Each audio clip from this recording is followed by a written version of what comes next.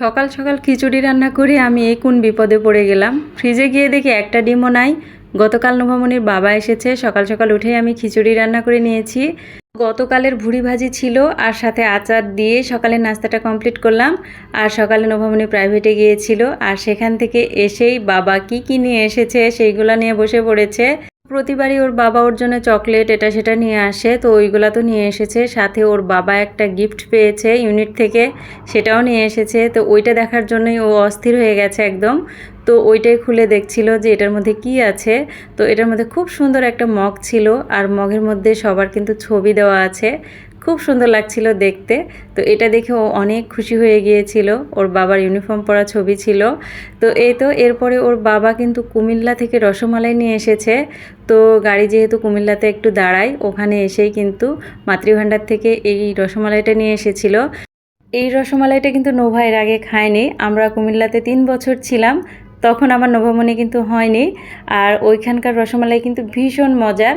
তো আজকে ও খেয়ে বলছে বাবা অনেক মজার। ও কিন্তু রসমালাই তেমন একটা পছন্দ করে না, তারপরে মুখে দিয়ে বলছিল অনেক মজা লেগেছে। আমারও ভীষণ পছন্দ এই মাতৃভাণ্ডারের রসমালাইগুলা। তো এরপরে ওর বাবা সকালে নাস্তা করেই কিন্তু এই লাইটিংটা পর্দার সাথে খুব সুন্দরভাবে ঝুলিয়ে দিয়েছিল, আর দেখতে মাশাআল্লাহ অনেক সুন্দর লাগছিল। গতকাল আমি একটা পোস্ট দিয়েছিলাম, বরের জন্য 1 কড়াই ভালোবাসা। আসলেই সত্যি, কারণ ও কুরবানির ঈদে গিয়েছে, আর এর মাঝে একবার এসেছিল আমার ননদের ছেলের বিয়ে খাওয়ার জন্য মাত্র একদিনের ছুটিতে। আর এই যে 4 মাস এর মধ্যে আর ও আসেনি, যার কারণে আমি কুরবানির পায়া মাংস সব কিছুই ওর জন্য রেখে দিয়েছিলাম। তো আজকে যেহেতু প্রথম দিন, তাই আমি ওর জন্য আজকে পায়া রান্না করলাম, আর সাথে কিছু মাংস দিয়েছিলাম। আমার বেবি যেহেতু পায়া পছন্দ করে না, তো এই কারণে ওর জন্য একটু মাংস মিশিয়ে তারপরে রান্না করলাম।